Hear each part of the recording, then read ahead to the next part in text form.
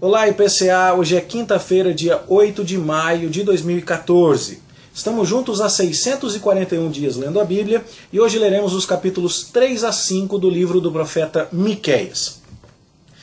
Já ontem estudamos o primeiro ciclo de profecias no livro, capítulos 1 e 2. O ciclo começa com a expressão ouvi, fala de um julgamento iminente e termina com uma promessa de restauração. Capítulos 3 a 5 contém o segundo ciclo de profecias no livro. Começa com a palavra ouvi e termina com uma promessa de restauração, e no meio do caminho também há uma denúncia que vai trazer julgamento de Deus sobre o povo. E o que nós vemos na denúncia que é dada aqui no capítulo 3 é basicamente a mesma coisa que já vinha sendo denunciada por Oséias, por Amós, com uma diferença.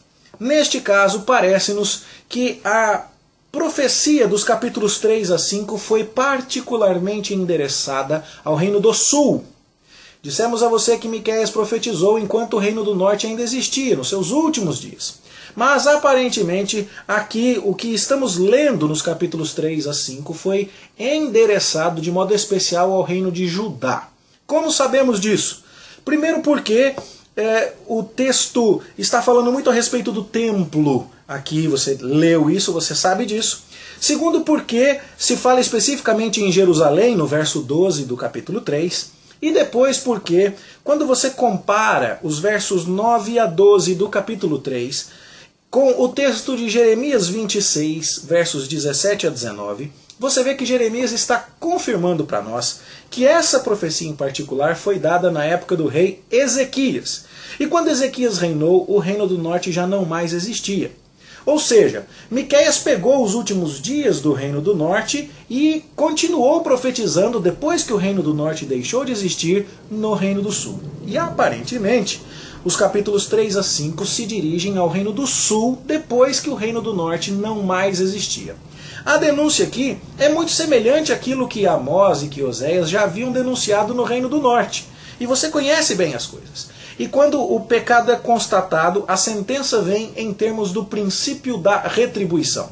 Você não fez isso, pois Deus vai fazer isso, e a pena está muito conectada ao pecado denunciado. Vejamos. No capítulo 3 são 3 pecados. O primeiro pecado vai dos versos 1 a 4. Os cabeças, os chefes da casa de Israel, do povo de Deus como um todo, não estão governando com justiça. Estão arrancando a carne do povo. O que vai acontecer? Quando eles precisarem clamar a Deus por justiça, Deus não vai ouvi-los. Ou seja, eles não socorrem o povo, Deus não vai socorrê-los. Princípio da retribuição que denuncia um pecado que já é conhecido de Amós e de Oséias. Os líderes oprimem o povo, as classes menos favorecidas. Versos 5 a 8, outro pecado já conhecido. Os profetas falam aquilo que o povo quer ouvir, religião de conveniência. Oséias 4 já falou a respeito disso. Então o abuso da profecia. Se no primeiro caso é o abuso da liderança do governo, aqui no segundo caso é o abuso da profecia. E então o que nós temos? Que os profetas vão um dia clamar a Deus por visão, por orientação de Deus, mas Deus não vai lhes dar, eles vão ser confundidos. Versos 9 a 12 é o abuso do privilégio. Eles abusam da profecia, abusam de sua posição de governo e ainda falam assim, Deus está aqui no nosso meio, o templo está aí, não vai acontecer nenhum mal para nós. Amós 6:3 já falava sobre isso. Miqueias 2, verso 6 também falava sobre isso. E aqui eles estão dizendo, não, Deus não vai mandar nada para nós, não, olha o templo aí. Pois Deus vai acabar com essa desculpa esfarrapada e vai tirar deles o templo. Justamente a desculpa que eles usam para achar que podem viver como bem entendem, porque Deus não vai lhes castigar. Vai sim. Então, depois de denunciar aqui abuso da posição, abuso da profecia, abuso do privilégio e as consequentes retribuições, no capítulo 4 nós começamos a ver a restauração. Deus vai destruir os príncipes e não vai socorrê-los. Deus vai acabar com os profetas e vai deixá-los sem visão de Deus. E Deus vai passar um terrapleno em Jerusalém para que ninguém abuse do privilégio de ter o templo. E como será a restauração?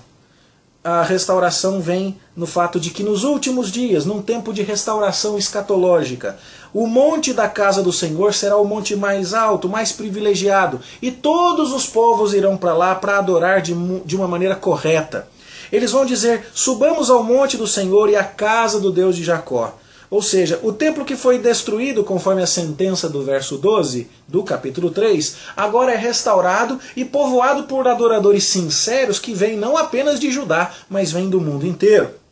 Lá eles vão aprender os caminhos de Deus, que serão ensinados corretamente e não de maneira falsa, como eram ensinados na denúncia que é feita no verso 6 do capítulo 3.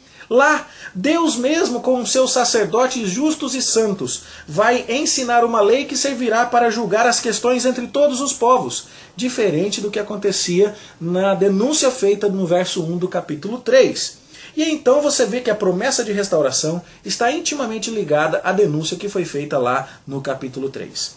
O Senhor reinará sobre eles no Monte Sião, diz o verso 7. Aquele monte que agora será tomado por total devastação. Ainda sediará uma nova casa de Deus, e ali Deus governará sobre todos os povos em justiça, e não será um governo opressor como dos príncipes da nação aqui, mas será o governo do santo, justo e eterno Deus, um governo de paz e de prosperidade.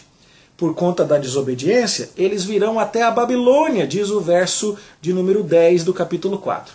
E aqui então se entende claramente, o juízo dos assírios já havia sido realizado sobre o reino do norte.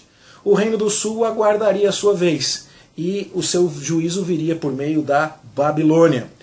Era ainda um juízo distante na perspectiva temporal, mas ele já está aqui anunciado. As nações se reúnem contra o povo de Deus e logo a coisa vai piorar de tal forma que, como diz o verso 1 do capítulo 5, o rei de Israel, o líder de Israel, será ferido com uma vara em sua face. Isso significa que o rei do povo de Judá, especificamente, vai ser humilhado. E você verá lá no relato dos reis como isso acontecerá. O último dos reis vai ter os seus filhos assassinados diante de si, e essa será a última coisa que ele vai ver, porque depois disso vão lhe vazar os olhos, e ele será levado cativo para a Babilônia, mostrando que Deus humilhou aquela nação por conta do seu pecado. Mas, se esse rei humano sofria, e esse era o castigo, a promessa de restauração vem com um outro rei, que vai nascer em Belém, a terra de Davi, e ele vai reinar em Israel, e ele tem uma origem desde os tempos antigos, e ele é desde os dias da eternidade. Esse não vai falhar como o rei humano, mas esse vai prosperar porque é um rei divino, e ele vai se manter firme e vai apacentar o povo. Essa é a profecia que Mateus cita para dizer que Jesus, o Messias, nasceria em Belém. E ela surge exatamente nesse contexto. O rei de Israel, que não liderou a nação como devia, foi oprimido, foi humilhado. Mas Deus vai mandar um rei melhor. A restauração tem conexão muito clara com a ameaça de juízo que é dada por conta do pecado da nação. Vai sair um rei humano humilhado por conta da desobediência em que a nação está. Entrará um rei divino que vai conduzir a nação da forma como ela precisa ser conduzida. O povo, diz o verso 4, será apacentado por esse rei messiânico na força do Senhor, e não como acontecia lá na denúncia do verso 3 do capítulo 3, que os príncipes arrancavam a pele do povo. O Messias vai governar em justiça e para o bem dos seus. Verso 5 diz que ele vai ser a nossa paz, diferente do verso 5 do capítulo 3, onde os profetas diziam que estava tudo em paz, quando na verdade não estava. O que eles queriam era dizer o que o povo queria ouvir para pagar o salário deles. E assim nós vemos a conexão muito bonita entre a restauração e o juízo. Abusaram da posição, abusaram da profecia, abusaram do privilégio. Deus vai acabar com tudo isso e vai restaurar o templo. E vai haver um lugar de justiça. E as nações vão lá para aprender a verdade de Deus. O rei israelita será levado para a Babilônia, será ferido na sua face. Mas Deus levantará um rei que durará para sempre, que vai apacentar o povo na força do Senhor e em paz. Que coisa maravilhosa. Essa é a promessa do Messias. Uma das mais claras e das mais conhecidas também. E é aqui que Mateus vai buscar o fundamento daquilo que os magos vindos do Oriente perguntam lá em Jerusalém, no palácio de Herodes. Onde é que o Messias vai nascer? Eles sabem. Vai nascer em Belém, porque está escrito em Miqueias. Bom, depois de toda essa manifestação da justiça de Deus, da disciplina de Deus, o resultado é a purificação do povo.